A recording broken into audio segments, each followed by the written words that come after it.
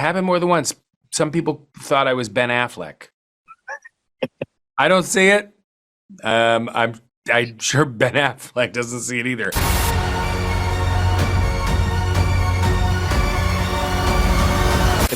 Hello, Paul. I'm Olivier from Paris. It's great talking to you. So bonjour. How you doing, Olivier? Nice to talk to you.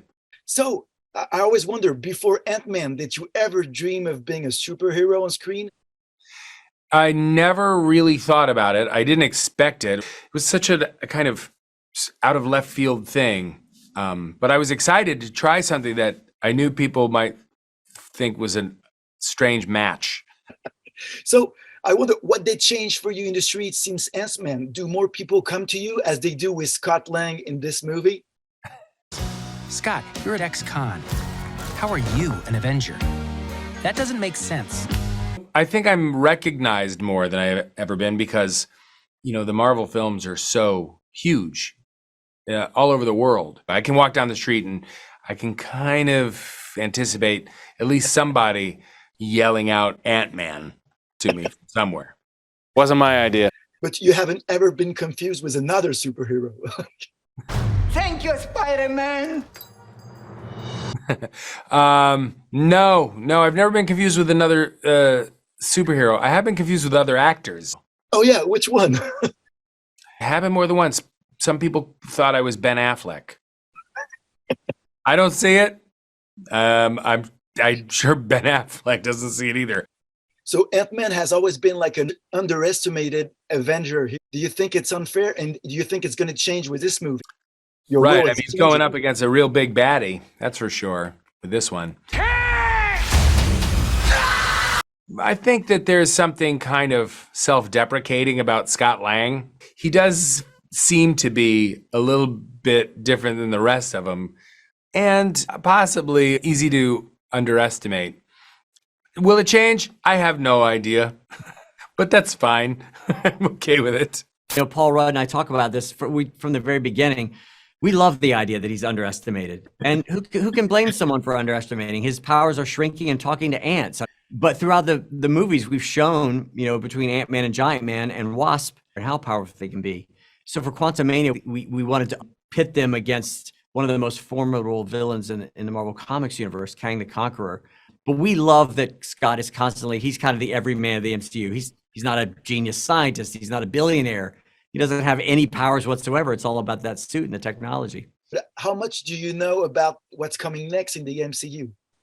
I'm not so aware of it actually this time. In times in the past I have been, because I was one of the writers on the first two movies, so I had to know a few things.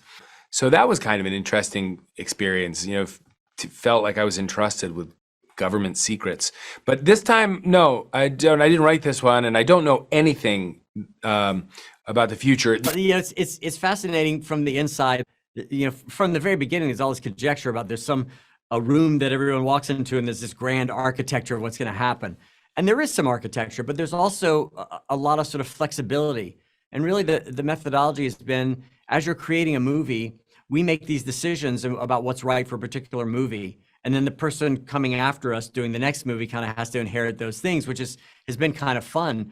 For example, in this movie, we inherited this period of time, this 5 years as a result of Avengers Endgame, that Scott was away from Cassie again, and she's now 18.